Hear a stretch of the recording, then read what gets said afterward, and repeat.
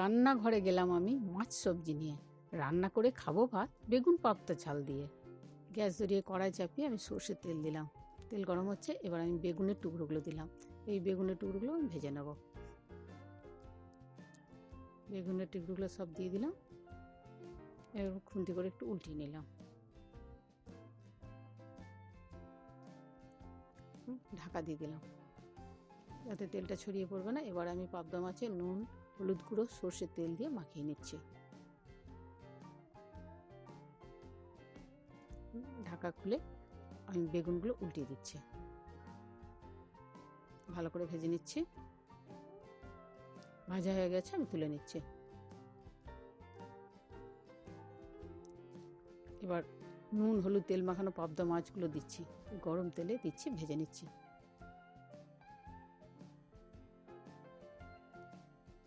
খুন্তি করে প্রয়োজন মতো আমি উল্টিয়ে নিয়েছি। ভাজা হচ্ছে, হয়ে গেছে ভাজা। আমি এবার তুলে নিচ্ছি। কালো জিরে ফোড়ন দিলাম, পেঁয়াজ কুচি দিলাম, একটু নেড়ে তেলে মিশিয়ে নিচ্ছি পেঁয়াজ কুচিগুলো। টমেটো কুচি দিলাম, তেজপাতা দিলাম, কাঁচা লঙ্কা কুচি দিলাম, সর্ষে বাটা দিলাম,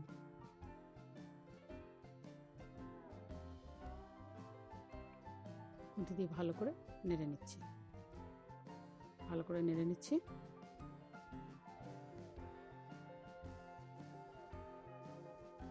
এবার আদা বাটা দিলাম,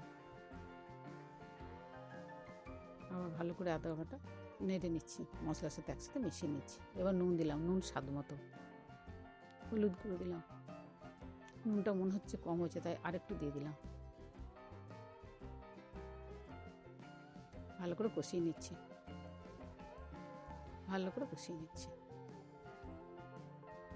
কষানো হয়ে গেছে, এবার 1 কাপের মতো জল দিলাম, বেশি জল লাগবে না। ফুটছে, ভেজে রাখা পাবদা মাছগুলো দিলাম। পাবদা মাছগুলো মশলার সাথে মিশিয়ে নিচ্ছি। বেগুন ভাজাগুলো দিলাম, বেগুনগুলো মশলার সাথে মিশিয়ে নিলাম একটু। এবার তার উপরে ধনেপাতা কুচি দিলাম। খুন্তি করে ধনেপাতাগুলো আমি মশলার সাথে মিশিয়ে দিচ্ছি, মশলাতে ডুবিয়ে দিচ্ছি।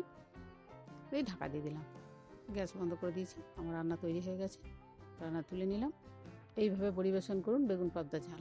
এটা তৈরি করতে উপাদানগুলো: পাবদা মাছ, বেগুন টুকরো, পেঁয়াজ কুচি, আদা বাটা, টমেটো কুচি, সরিষা বাটা, কালো জিরে, কাঁচা লঙ্কা কুচি, ধনেপাতা কুচি, নুন, হলুদ গুঁড়ো, তেজপাতা, সর্ষের তেল।